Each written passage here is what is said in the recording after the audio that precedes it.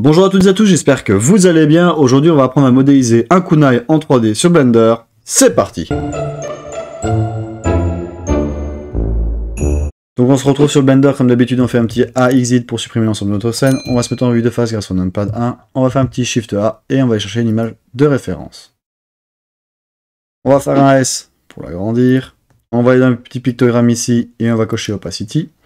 GZ pour le recentrer. On va aller chercher le Selectable et on va le désactiver sur une image de référence, comme ça on ne peut plus la sélectionner. Une fois qu'on a fait ça, on va faire un petit Shift A et on va aller chercher un cube. On va faire un RX de 45 degrés. Tab pour passer en Edit Mode. On va aller chercher l'outil Loop Cut. On va faire un cut ici. Je vais reprendre le Select Box. Z, mode Wireframe. Je viens sélectionner mes vertices qui sont là. Je vais faire un M at Center. Comme ça, je viens de mettre tous mes points au centre.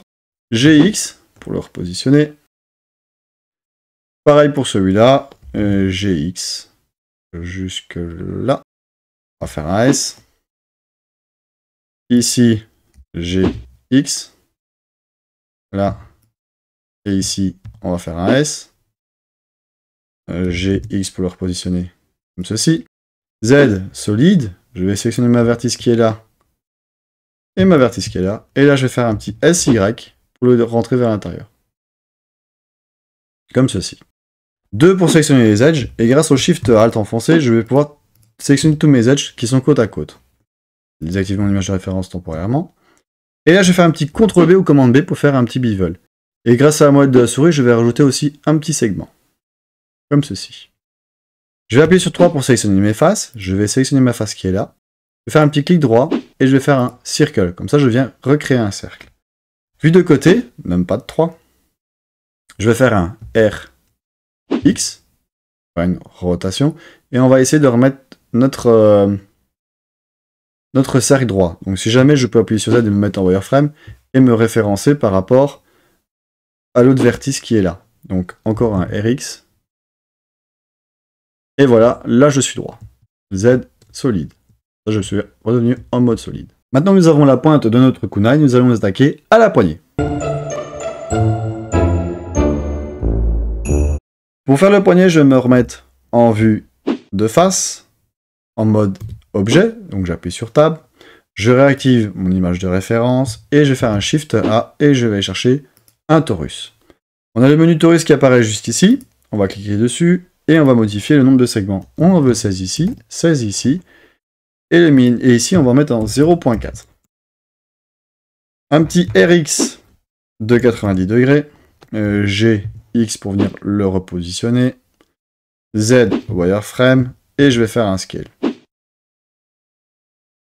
Voilà. On va désactiver notre image de référence. Hop. Z solide.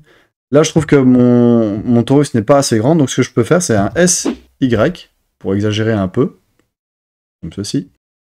Je vais sélectionner ma lame, ou la pointe. Je vais faire un CTRL-J ou commande J pour joindre mes deux ensemble. Donc je n'obtiens plus qu'un seul mesh. Tab pour passer en Edit Mode. Je sélectionne mes 4 faces qui sont là. Donc 4 ici, 4 en dessous. Je vais faire un clic droit, Loop Tool, Circle.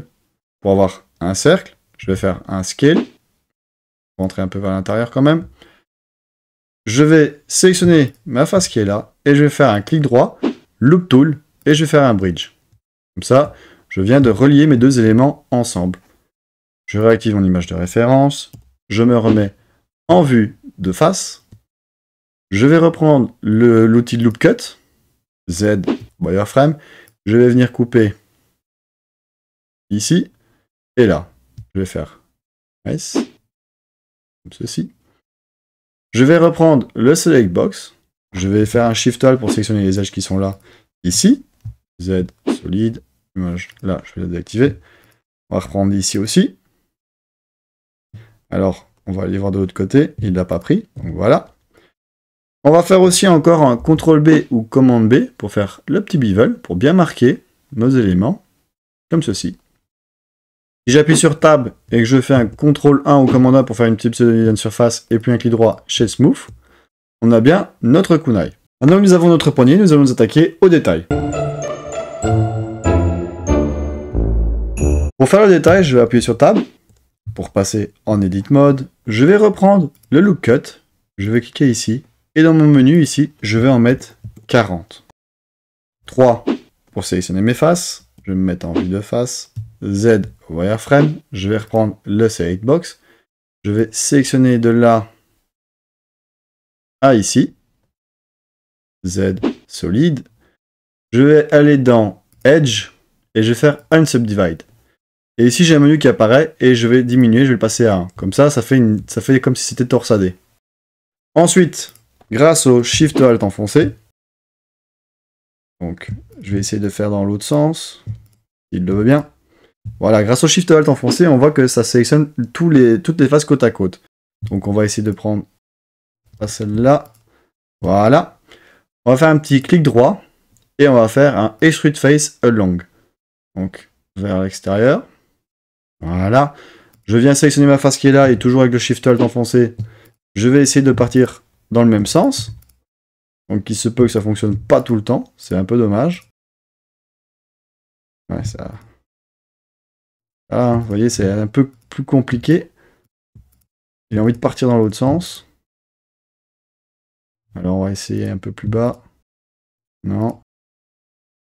On va essayer dans l'autre sens. Voilà, celui-là il a bien voulu. Ok, clic droit, Extrude Face Along. Voilà. On va sélectionner celui-là et celui-là. Il n'a pas voulu évidemment. Clic droit, Extrude Face Along. Tape pour pouvoir passer en objet mode. Et là on vient de marquer notre poignet. Maintenant que nous avons notre kunai, nous allons nous attaquer à la texture. Pour la texture, je vais aller chercher celle que j'ai faite juste avant, donc je vous mets un petit lien juste ici. On va faire Open Recent, on va aller chercher la texture métallique. Un petit CTRL-C de notre sphère, on va retourner sur notre kunai, pas besoin de sauvegarder. Un petit CTRL-V, j'ai Z pour le déplacer, on va dans le shading, je sélectionne ma sphère et je vais faire un petit drag and drop sur le kunai. Je peux supprimer ma sphère, j'en ai plus besoin. Ici, on va augmenter le scale, vu que c'est un objet qui est un peu plus grand, on va en mettre 80, c'est déjà pas mal. On va se mettre en vue de face, on va rajouter une texture, New, du blanc c'est très bien. On va faire un Z Wireframe, 3 pour passer en Edit Mode et 3 pour sélectionner les faces. On va venir sélectionner nos faces qui sont là, et on va cliquer sur Assigner notre matériel. Alors on va retirer notre image de référence, Z Solid, Material Preview, pardon. On va appliquer notre subdivision des surfaces sur le mesh. Comme ça, on voit bien les éléments qu'on doit sélectionner. Parce qu'on voit que ici, ça n'a pas bien été sélectionné. Ici, on va cliquer, on retourne sur Material Property, on clique sur Assigner. Ici, là. Hop, Assigner. Hop, assigner. Hop, on peut assigner là. Assigner. Non. Assigner, voilà, ça marchera mieux. On fait le tour. Là.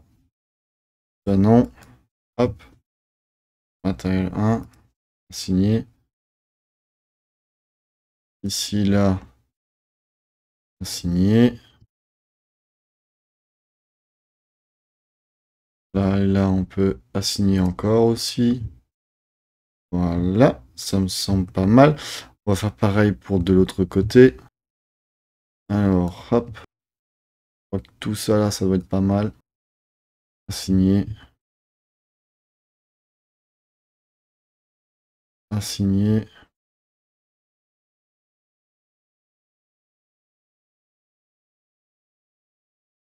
Ok, hop. Assigner. Et hop. Assigner. Et si on passe de l'autre côté, on a bien tout sélectionné.